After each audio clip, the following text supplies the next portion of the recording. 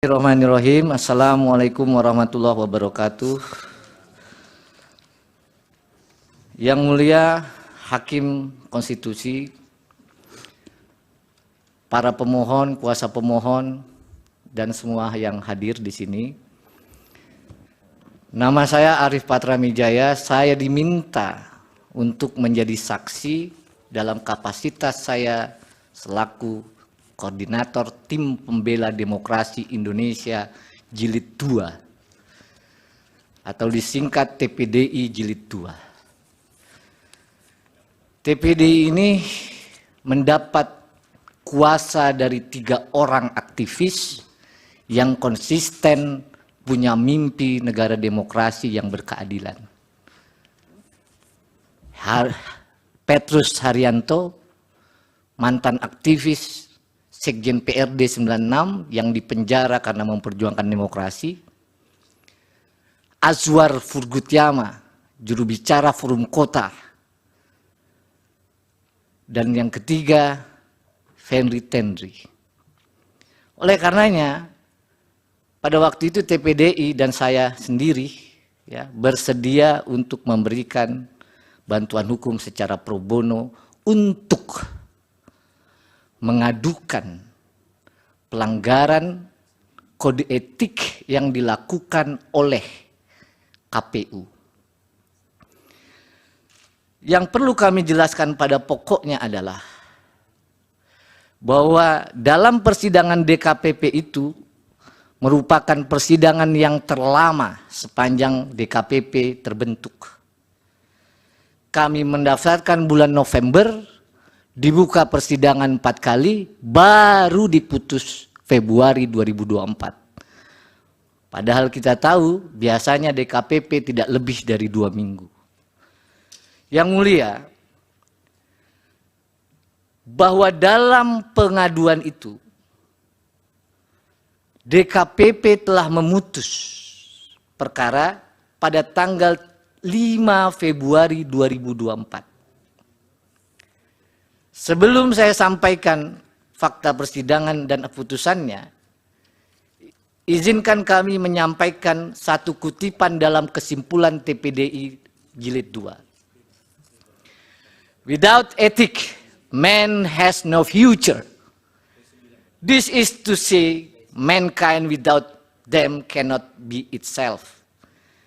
Ethics determine choices and action and suggest difficult priorities. Tanpa etika manusia tidak mempunyai masa depan. Artinya tanpa etika manusia tidak bisa menjadi dirinya sendiri. Etika menentukan pilihan dan tindakan serta menyarankan prioritas yang sulit.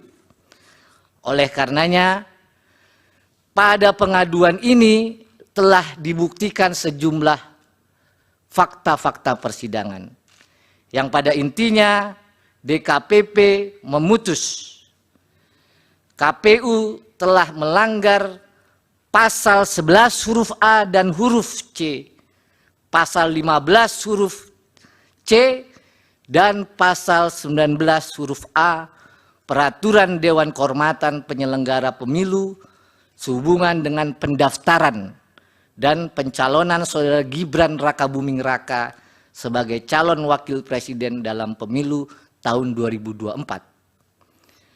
Betul forumnya pada waktu itu adalah memeriksa etika.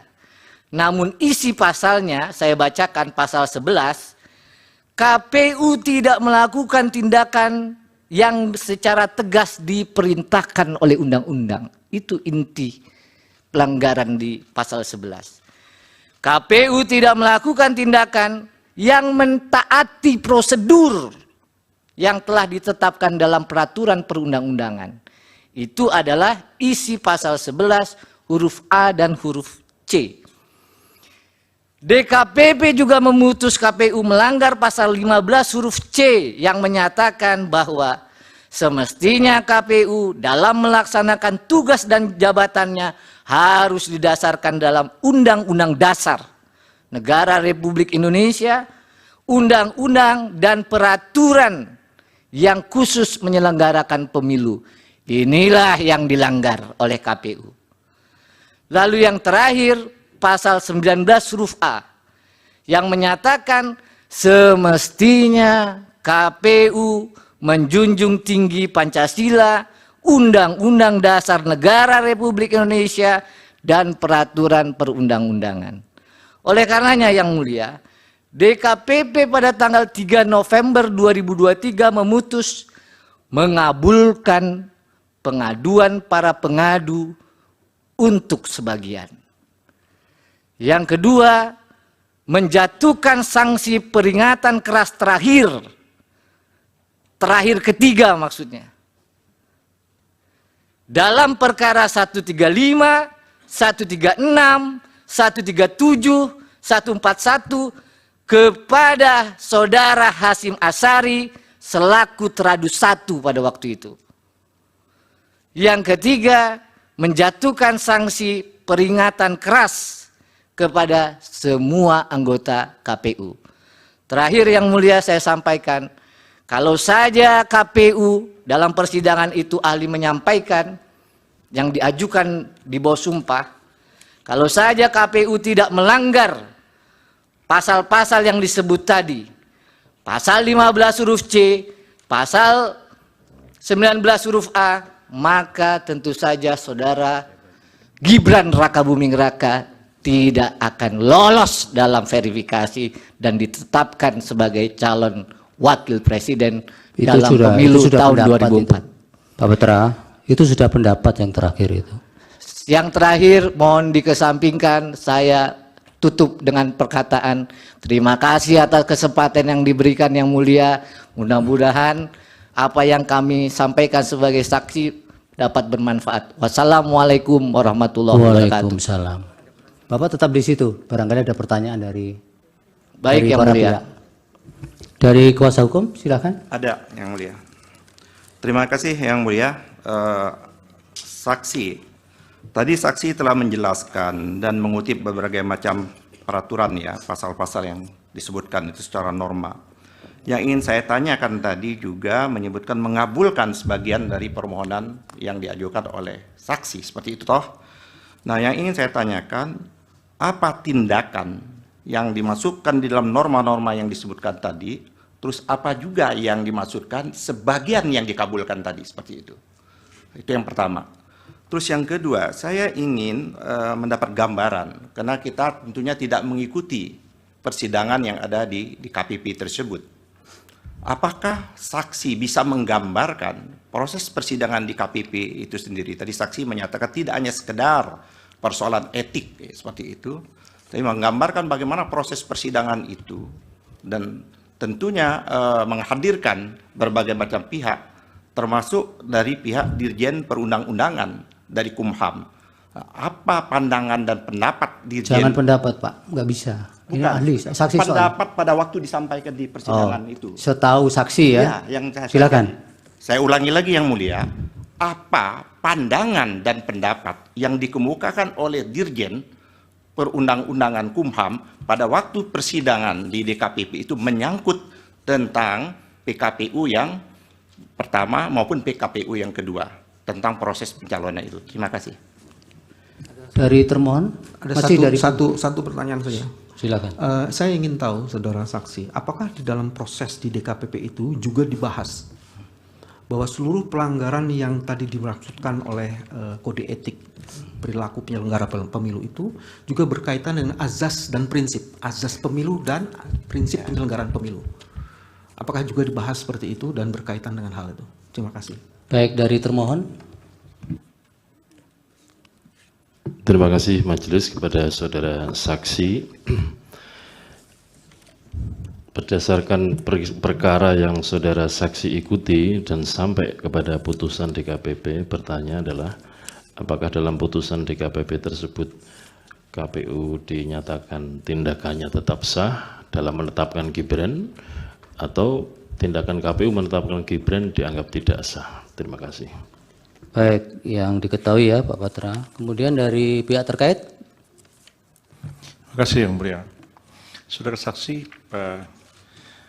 setelah DKPP menjatuhkan saksi peringatan keras terakhir kepada saudara Hasyim Asyari, Ketua KPU, apakah fakta yang terjadi kemudian KPU membatalkan pencalonan Wakil Presiden Gibran Rakabuming Raka atau tidak? Itu sih. Cukup dari baik dari hakim. Cukup, silakan Pak Patra dijawab singkat-singkat saja. Terima kasih Yang Mulia. Menjawab pertanyaan kuasa pemohon, apa maksud dari dikabulkan sebagian? Yang Mulia, kami pada waktu permohonan di DKPP, permohonannya banyak. Antara lain, ya, minta dikoreksi produk dari KPU.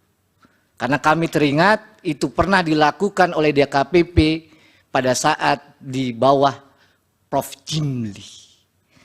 Kami juga minta KPU anggotanya ini karena melanggar tadi diberhentikan secara permanen.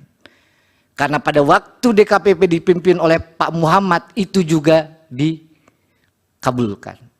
Nah, yang dikabulkan sebagian hanya dinyatakan bahwa KPU ini telah melanggar pasal yang disebutkan tadi dan beri peringatan keras terakhir.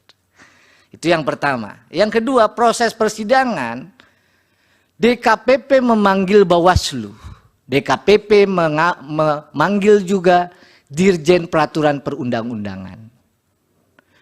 Pada saat persidangan, jelas Bawaslu menyampaikan dalam proses verifikasi, Bawaslu tidak dapat melakukan pengawasan. Kenapa? Karena sistem silonnya tidak dapat diakses. Begitu juga, waktu Dirjen DKPP dihadirkan, fakta persidangan bisa dibuka dalam putusan tanggal 5 tadi, disampaikan oleh Dirjen, ya, pernah KPU mengirimkan surat untuk perubahan peraturan KPU 7 hari setelah tanggal 16 Oktober. Saya ulang, 7 hari. Lalu oleh Dirjen PP dikembalikan Yang Mulia.